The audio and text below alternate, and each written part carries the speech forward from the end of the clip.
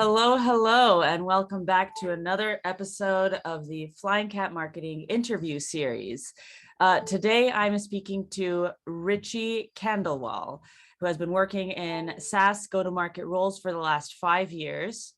Richie is the co-founder of Pricelabs, which is a SaaS revenue management platform for Airbnb and vacation rental owners and property managers. At Pricelabs, Richie looks after GTM operations. Pricelabs targets the SMB and mid-market segment in the hospitality space and has customers in over 95 countries and has priced over 100,000 listings. Prior to Pricelabs, Richie was VP of Business Operations and Finance at MindTickle, now a unicorn as of 2021, and they raised over 80 million in funding. Richie raised over 80 million in funding, led employee growth from 40 to 400 people, worked closely with the CEO and investors to chart growth plans into the enterprise space. Richie has also worked as a management consultant with Bain & Company, an engineer with Shell. He has an engineering degree from IIT Madras and an MBA from Kellogg School of Management. Wow. Hello, Richie. Welcome. Thanks for joining me today. That's a lot of stuff that you packed in there. Okay. Super cool. Thank you so much for having me, Maiva. I've been following your work and really excited to speak to you today. Absolutely. I know we've been going back and forth for a while on calls. I think that we first had a call right before COVID. Yeah. 2019, I want to say maybe like. Yeah. No, I specifically remember that it was in 2020 because I was in Colombia at the time, and that was the last big trip I did before the pandemic, and it was in February 2020. And I remember talking to you while I was sitting outside looking at the beautiful birds flying around. Got it. Have you got a chance to travel since? Yes, I've traveled a bit this last summer. I was in the Balkans. Yeah, so I'll be going finally back to Colombia this next winter. My family lives over there, so. Very cool. All right. So yeah, we have been talking for a while now, trying to get you onto the podcast as well. So I'm really excited that you're here today. And we'll be talking today about bootstrapping and growing Pricelabs and product-led growth and all of the awesome things you've done at Pricelabs and how your background as well with these other companies, MindTickle, have bled into this experience. So actually, tell me the story of Pricelabs. I know you took it from a team of 5 to 35 in 2 years, but before that, you didn't even hire anybody for several years, I think you mentioned. So tell me the story a little bit. That's true. Right. So yeah, 5 to 35 in 2 years, but which sounds like a overnight success story or story of kind, right? But it's not really. It's been a very long and slow grind. We started out in 2014, summer of 2014, give or take. And at that time, we didn't think this was a company or a business or something that we were doing. It was simply a problem that we were actually solving for my house. I don't know if you remember 2014, Airbnb had just come out in 2011 or so, and 2013, 2014 everyone was trying to put their spare bedrooms on Airbnb, right? I was one of those guys who had a spare bedroom, putting it on Airbnb, trying to make a little bit of money on the side, and realized that what we were doing was very, very suboptimal in terms of pricing, right? So got together with two of my friends, co-founders now, to build a pricing algorithm for my house. And then we just threw it out there in the world for anyone else to use, right? And so that's kind of like the founding story, where didn't really think it was a company, just something that we had spun up, threw it out there.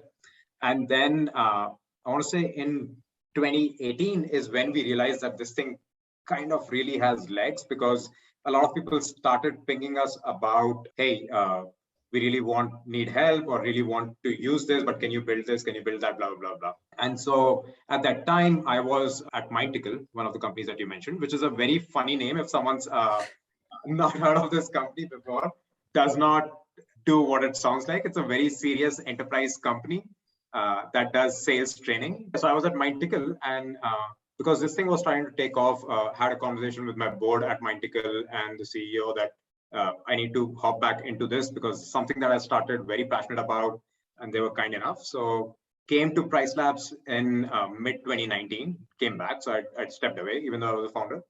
And which is why I was confused. I thought we had spoken in late 2019, but came back to Pricelabs in mid 2019. And then at the time we had 5 people.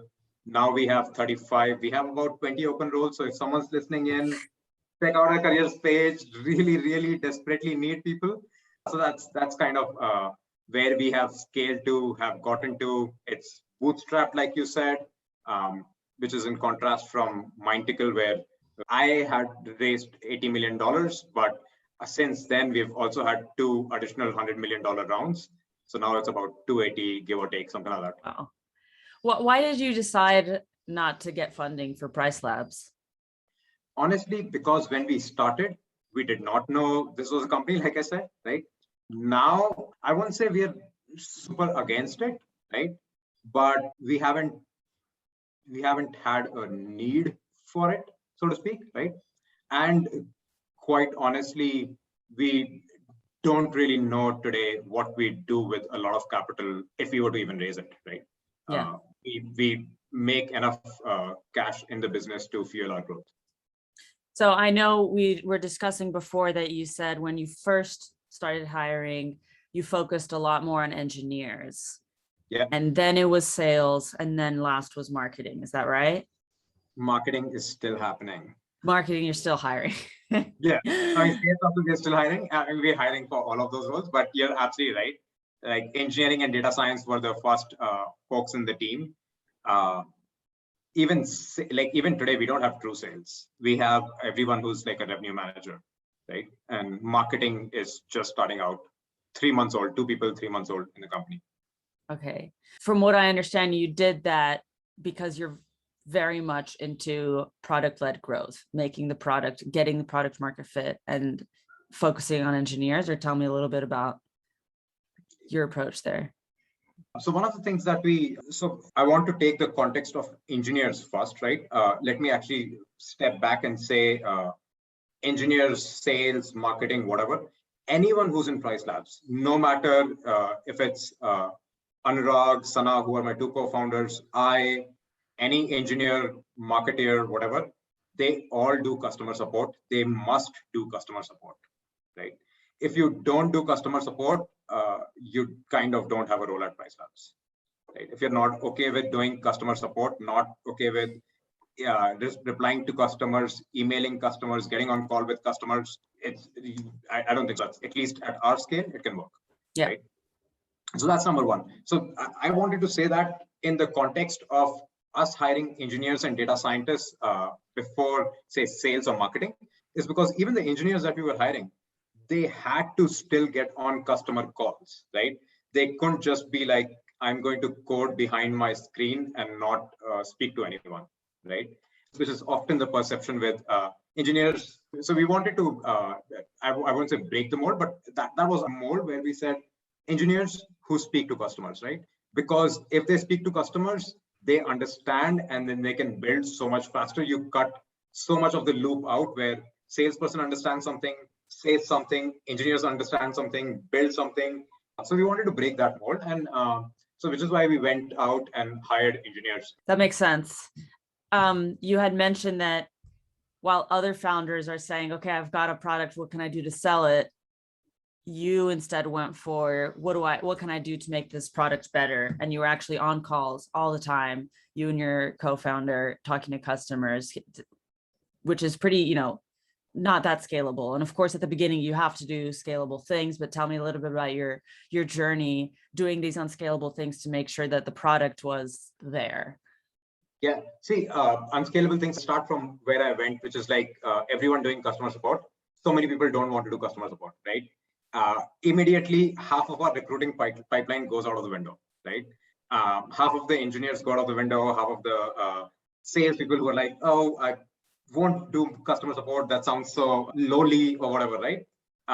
So extremely unscalable, but we're looking for those few unicorns who fit our mold, right? Then number 2 on that spectrum is, like you said, we listen to a lot of customers, speak to a lot of customers. These engineers, it's not just my co-founders and I, but every engineer, every data scientist can get on a call and real time listen to what the customer is saying, right? And there, our thought process really, I think maybe we land up on this, but because we didn't know we were building a company, we were just building a solution that actually made people happy and made it seamless for them. And once we started getting on these calls, we realized that we were outsiders in the industry. We did not know vacation rentals. We're not like 20 years into vacation rentals, decided to build a revenue management platform, right? And so we got so much from these customers that then we had to digest, collate, get a sense of, and then build something. It's like anyone can come in and replicate some products that we have built and tools that we have built, right?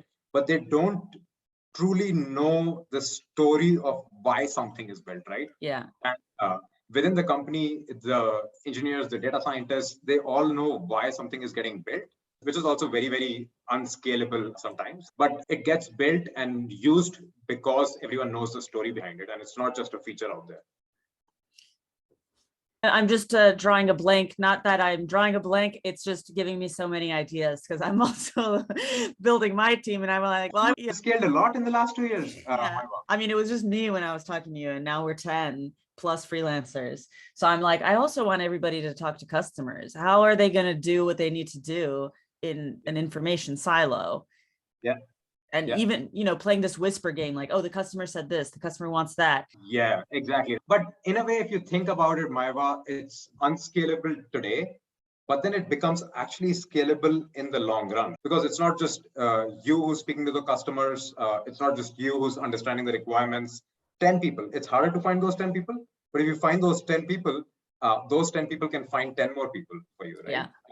And hopefully that magnifies. But honestly, we don't know. We're not like some massive success story here sitting and saying, I can preach to the world about how to run a company with 35 people that don't know if it. It's an accomplishment. So you have a big focus on product market fit. And from what I understand, you didn't even really want to get these sales and marketing team until you got this product market fit. That's true. And, you and I have debated about this, because I said, I really want to, but I have no idea where to start. Yeah. And I would throw all of these resources without actually the organization being ready to be able to do those things, right? Yeah. Oftentimes and this is what I noticed in the other SaaS company that I was working at and other SaaS companies that I've spoken to, you end up scaling your sales and marketing too fast, and your engineering and product has not scaled. So what really ends up happening is your sales and marketing team starts to pull engineering and your whatever teams into whatever the customer is saying, right? And so they're no longer getting time to absorb, sit back and say, okay, this is the full spectrum. Yeah. This is the few things that we can do to truly build to market, right? Because when the sales teams not saying that it doesn't happen at Pricelabs, not saying that I don't do it. I do it because I lead go to market and I co-founder and say, we absolutely need this tomorrow, because otherwise this customer will go away, right? But that's what salespeople do, and which is horrible, right? They're like, I just closed a deal for something we don't have yet. Exactly. Get to work. we don't do that. Actually, we don't do that. We don't close a deal for something that we have, but that adds on a pressure to our team, because we say, you need to build this so that I can close the deal. Yeah. Right? Which is where I'm a big fan of get to a little bit of a product market fit, because when you have a little bit of a product market fit, a couple of things that define product market fit is your product can sell itself, right? You don't need an army of people, like 10 people trying to man your product and manipulate things and do something to make it sellable. It can sell itself. And once that happens, once that epiphany happens, and of course you're chasing the tail every time what product market fit is, but once that happens, it is so much easier for you to be able to scale your organization around it.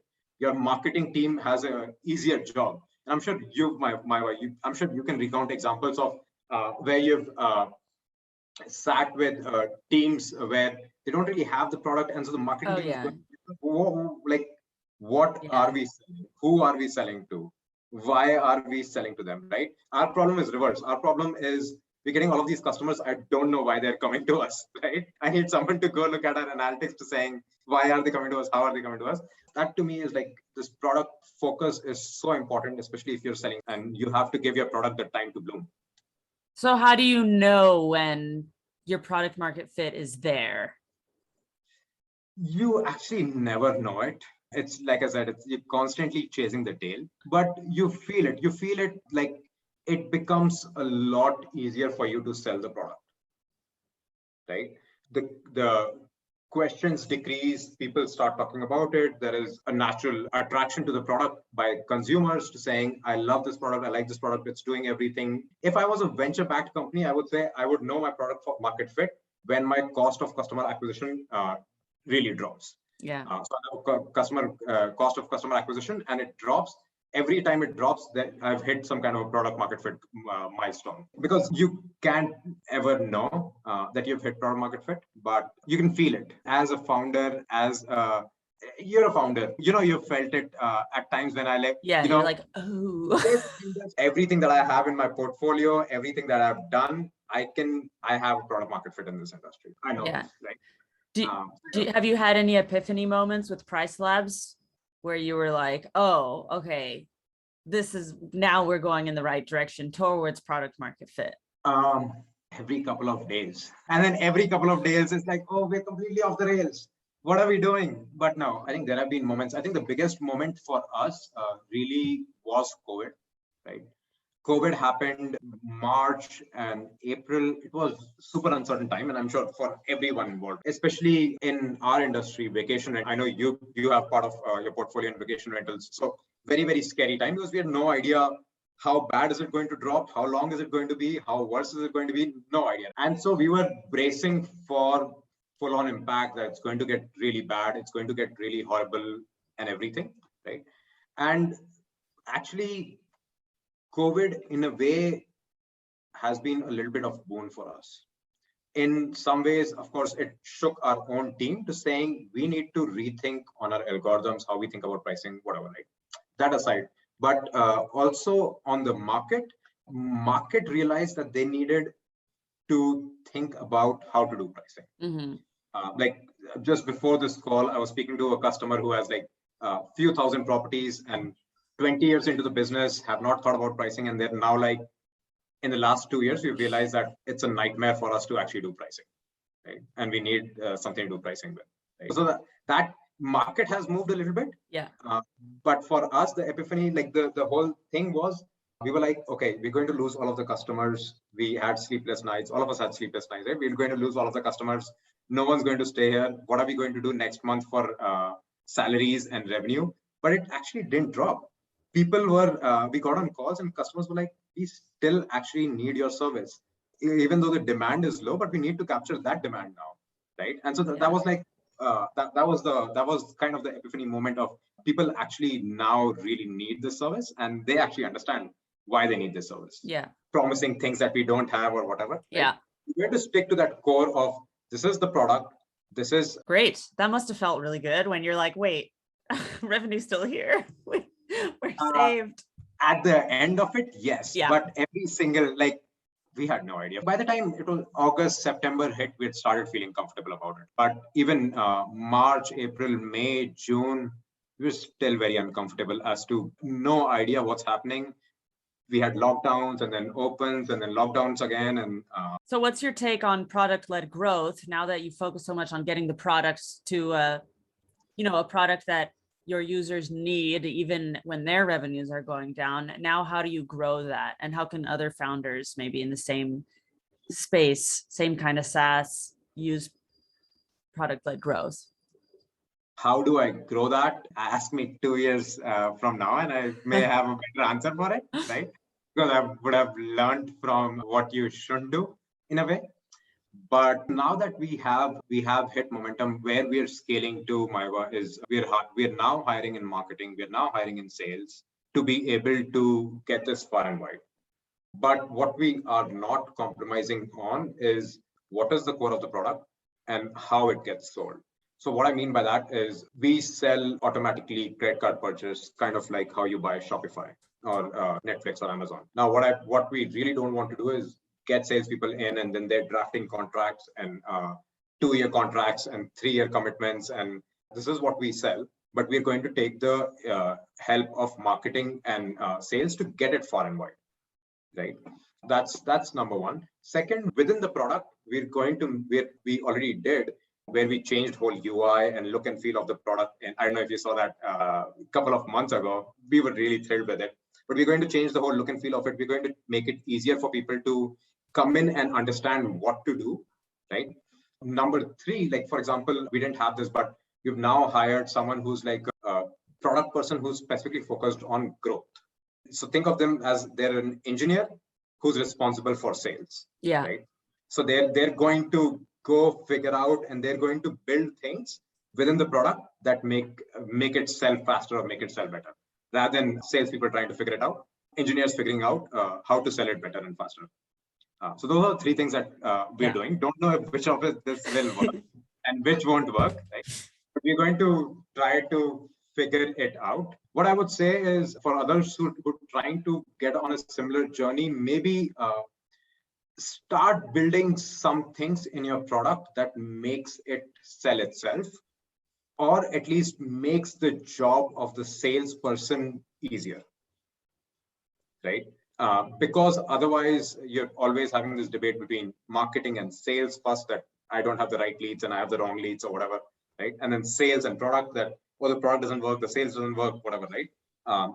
Like if you're product led, be very sure that whatever the product team is going to say, they're going to have a vision, they're going to know where we're going to go, and then build around it. Yeah. I love that. So we'll have to, I think, probably have another recording in 2 years to revisit. And see. Depends on how and what we're doing, right? Yeah. If we absolutely tank, I'd be coming to you with a resume potentially. We're always accepting people. So there you go. Richie, this has been really great. Where's the best place for people to connect with you if they want to talk to you more about this or anything? LinkedIn's my social network. I'm on it day in and day out.